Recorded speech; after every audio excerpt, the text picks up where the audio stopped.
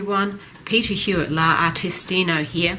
As you know, I do a lot of colouring book art, which I display here on my YouTube channel or on my blog site or Facebook or Instagram. But every so often I like to do something for myself. After all, I have my own roots in character art, and I do a lot of fine art and also comic book art. And every so often I just want to colour in something original of what I've created. So after some consideration, I've decided to go ahead and do the 30-day Monster Girl Challenge. Now, what is the 30-day Monster Girl Challenge? This is a challenge that originated on, I think, DeviantArt some years ago, and there are 30 different prompts for drawing different types of monster girls. And I have printed this out and stuck it in my book here, right there. All of the monster girls that I'm going to go through. And I'm going to do them here in my Inktense book, which I do a lot of Inktense drawings, and these are all original drawings I've done with my Inktense pencils. So the first prompt, if I can get back to it, is Harpy. Now, as you may know, I have a Harpy muse, and what I mean by that, it's an original character that I've created inside my own mind, which I sort of relate to, and she sort of just hangs around, and every so often I'll draw her. And she's a harpy, and her name is Myra. And I thought, since the very first prompt, funnily enough, happens to be Harpy, I might do Myra. And I'm going to do her because just recently, as you know, I coloured in, where is it? Right here. This Harpy in Kirby Roseanne's Mythomorphia. And thought, well, since I've done her, I'll do my own Harpy. Now, Myra's been around with me for a few years. I can show you a picture of her that I've done.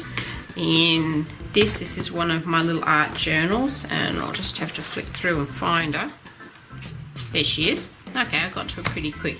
That's Myra, my Harpy. So I'm going to reproduce her again in another Inktense drawing. Actually, I think I coloured that with, that's an Inktense drawing as well. So I'll put it to one side.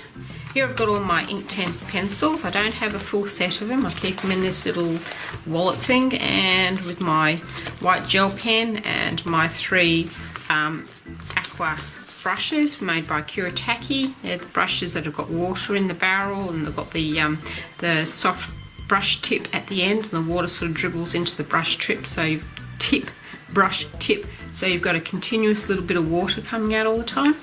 I use them to activate my Inktense pencils.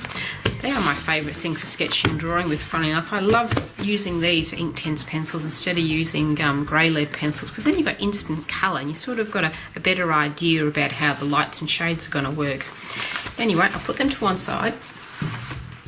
And of course, that's my book of all of my different colours that I prop up there in front of me. There's a little bit of wood sitting there that it sits against, so I can quickly refer to which colours I want. Now, Harpy, let's go.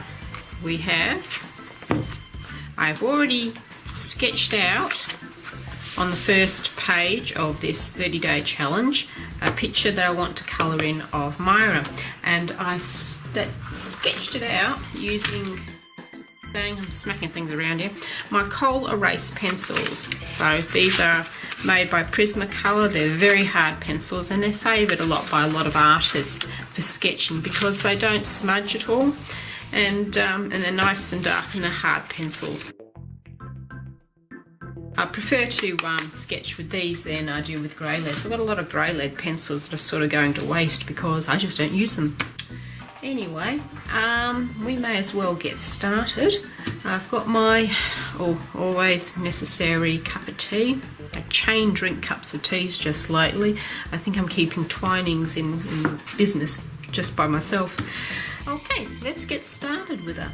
And before we do that, we'll just pop a piece of paper behind to protect the next page. Even though I find the Inktense doesn't tend to leak through this particular type of sketchbook. It's not got particularly thick paper, but for some reason it's resistant to the Inktense, and I like using it with it. Anyway, we'll get started. This is what I'm doing. May as well show you what I'm doing. I'm sorting through my book here, just so I can, there we go, there's the right colours. I'll put that off to one side so I can see it. Now I'm going to start with the red oxide, and This is my favourite pencil for skin tones. If you just use it lightly, it's kind of a bit of a cheat. There are other ways to get skin tones by mixing the colours, certainly, but I find that this red oxide is the best to just lightly go around and put in a few shadows and then drag the colour across all the blank spaces with your wet pen, and you'll fill in all the skin tone that you need. Little hint and tip there for people who like to use the Derwent Inktense pencils. Now, I'm afraid there will be boobage in this picture. She is an elderly lady and it shows, and Harpies just don't wear clothes, so if you're offended by boobage, you probably shouldn't be watching this video. Okay, just adding a little bit of shading.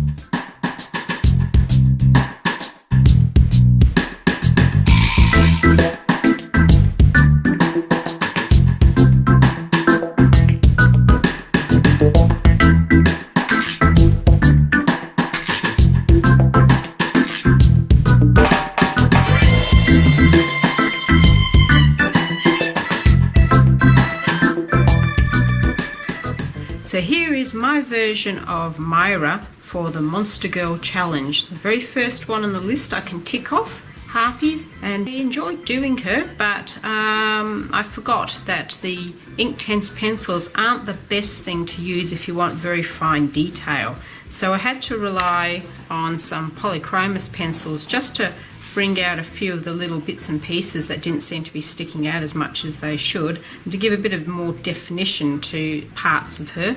I was a bit worried about how I was going to do the face, so I grabbed a Pilot G2 fine liner, but actually no, it's not a fine liner. sharpener, it's a ballpoint pen, but they're very good. It's more like a gel pen actually. I wish I hadn't though, because I think it's made her eyes stand out a bit too much and that doesn't really look like part of the picture. I tried to fix that up a bit by using the G2 around the picture a little bit, putting spots of dark definition into certain places that I thought looked a little bit muddy. The other thing is I didn't like her standing in space, so I gave her a little bit of ground to stand on, and just to fill in the background I drew a few little boughs with some purple flowers on them. I'm happy with her now. I think I'll let her be.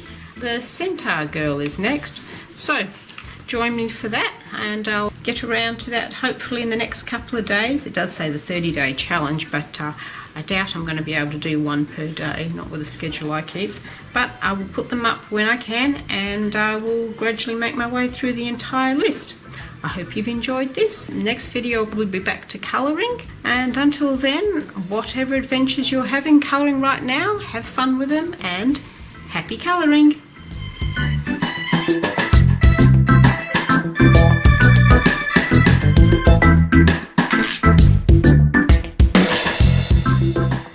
Enjoying any colouring adventures that you are currently on, and until next time, happy colouring!